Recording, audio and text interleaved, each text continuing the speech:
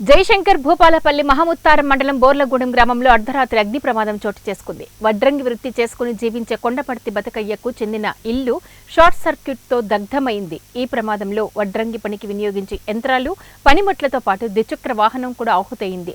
స్థానికులు గమనించి మంటలు అదుపు చేసినప్పటికీ పూర్తిగా దగ్ధమైన సామాగ్రి 8 లక్షల ఆస్తి నష్టం వాటిల్లిందని అన్నారు.